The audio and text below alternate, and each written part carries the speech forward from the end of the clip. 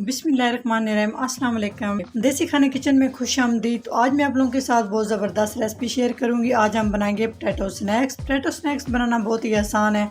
आप ये बच्चों को लंच में भी बना के दे सकते हैं। घर में अगर अचानक से मेहमान आ जाए तो ये ज़बरदस्त सी रेसिपी आप ज़रूर ट्राई करें। 2 अदद आलू ले और इसमें एक अंडा डाल दें और फिर कमाल देखें, यकीन जाने इतने ज़बरदस्त ये स्नैक्स बन के तैयार होंगे।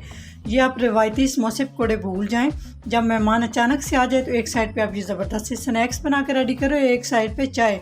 तो 10 मिनट में आप ये रेसिपी बना के तैयार कर सकते हैं। आपके मेहमान भी तारीफ़ किए बिना बिल्कुल नहीं रहेंगे। बिस्मिल्लाहिर्रहमानिर्रहीम, रेसिपी बनाना शुरू करते हैं। तो आज मैं आप लोगों के साथ पोटैटो स्नैक की रेसिपी शेयर कर रही हूँ। यकीन जाने ये इतने ज़बरदस्त और मज़े के बनते हैं। अचानक से मेहमान आ जाए तो आप इस तरह से ये पोटैटो स्नैक्स बना के तैयार करें। तो 3 अदद मैंने दरमियाने साइज़ के आलू लिए और इन्हें छील के मैंने अच्छे से धो लिए।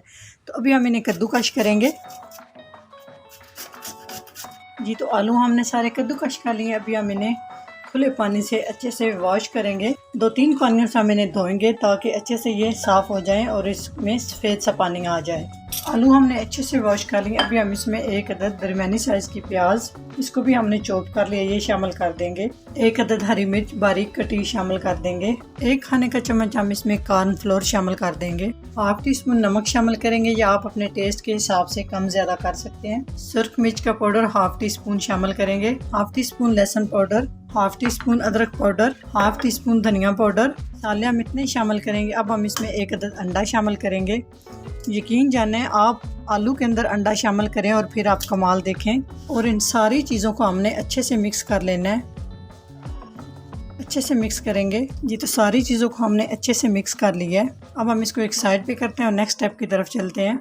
हमने गरम कर लिया है और आंच आपने बिल्कुल लो रखनी है। तो एक चम्मच की मदद से हम इस तरह से इसकी टिक्कियाँ सी बना लेंगे, एक कबाब की शक्ल में ना। इस तरह से पतला या मोटा जितना आपको अच्छा लगता है, इस तरह से आप ये कबाब की शक्ल में बना सकते हैं स्नैक्स। बाकी के भी सेम हम इसी तरह से ना शामिल करते जाएंगे और लो फ्लेम पे हम इन्हें ना फ्राई कर लेंगे।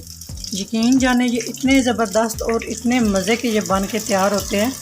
अब हम इन्हें गोल्डन कलर आने तक एक साइड से फ्राई करेंगे, फिर हम इनकी साइड चेंज करेंगे। आंच आपने बिल्कुल लो रखनी है जी। तो भी हम साइड चेंज कर लेंगे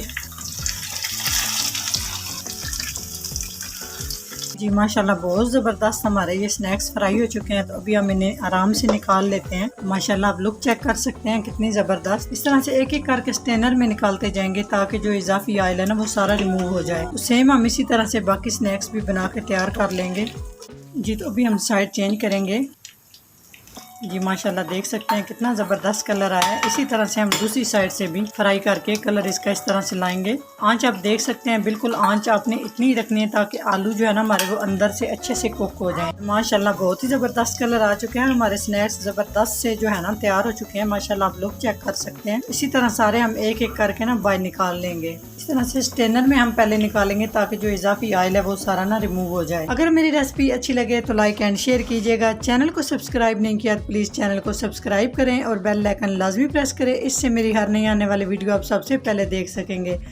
तो इंशाल्लाह ताला एक नई रेसिपी के साथ हाज़िर होंगे। तब तक के लिए अल्लाह हाफिज़।